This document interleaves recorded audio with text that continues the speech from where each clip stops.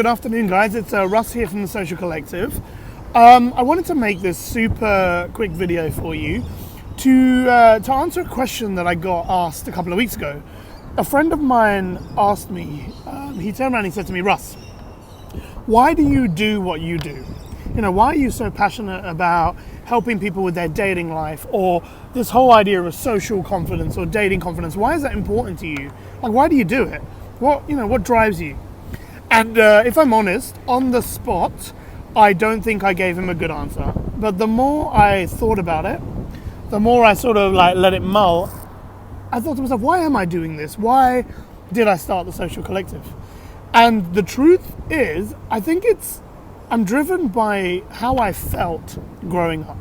Okay, so it's no secret that I'm this uber nerd, like the super nerd. And growing up, I was no different. I was the guy that absolutely loved Star Trek, I was the guy that was so into DC and Marvel and superheroes. And back then, this stuff was not cool. It wasn't chic. It was kind of nerdy. And as a result, I wasn't a complete recluse, but I wasn't the popular kid at school either. I was what you would call white noise. I sort of existed, but got forgotten.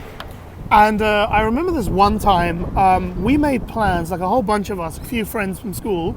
I would have been about 16 years old. And we made plans to go to the movies together. And we agreed to meet at a particular spot in the East End of London, outside at 2 p.m. So we'd all meet together and we'd all go to the movies. And I arrived eager and excited, and I got there at sort of 1:45.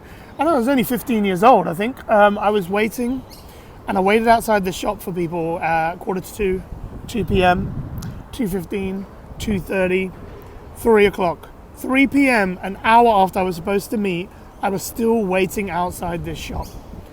Now, this was pre-mobile phone days. This wasn't like I could just pull out my phone and find out where people were or if they were running late. And so I found a phone booth. Yes, they existed in my time. I found this phone booth and I called a friend's house phone to find out where they were. And his mum picked up, and his mum was like, oh, they left hours ago. They've gone already. You should have met them. So I continued to wait, 3:30, 4 p.m. 2 hours later, I was still standing there and I felt like shit. All right, and I was like, great. Well, I'm just here on my own and I feel like an idiot. So I got on the bus and I went home, and I didn't tell my parents that I got stood up. And these are just mates, or so-called mates. Anyway, next day I went into work, and not work. I went into college, school. I went into school, and I was talking to the guys there, and I was like, "What happened?" I was waiting, and here's what happened. Somebody changed the venue, and everybody forgot I was coming. Everybody forgot. I was invisible to these people. It wasn't out of spite. It wasn't out of anger. It wasn't for any other reason that people forgot I was coming.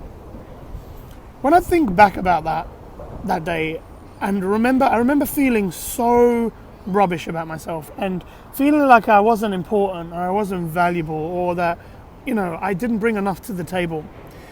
And every day when I meet people that feel like that and they go through that, and whether that's their dating life or whether that's just being social, and I don't want anyone to ever feel the way I felt that day.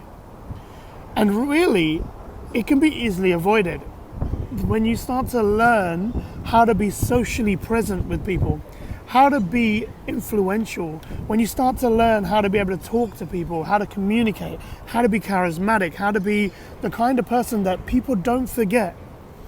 And when I think back to that would be one of the most defining moments in my life, where I sort of sat there and going, shit, I need to do something about this. I can't go through life feeling like this. And when I sort of draw that parallel with dating and relationships, there are a lot of women out there that talk to me about not getting noticed. They feel invisible. The guy they like doesn't see them. And the guys that I've worked with, where they feel that they're not good enough for the girl that they're talking to. So, in hindsight, why do I do this? I do this because I don't want people to feel the way I felt. I don't want you to feel invisible. I don't want you to feel like you don't have what it takes.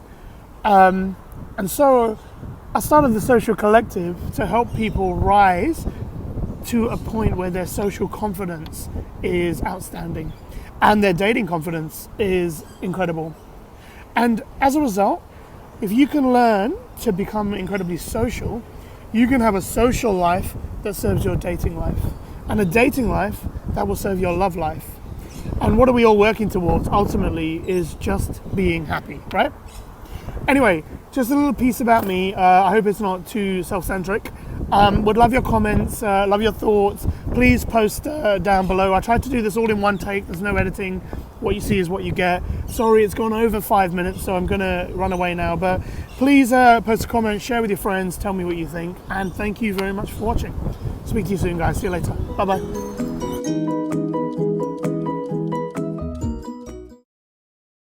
Sitting in the park, literally, with nowhere to go.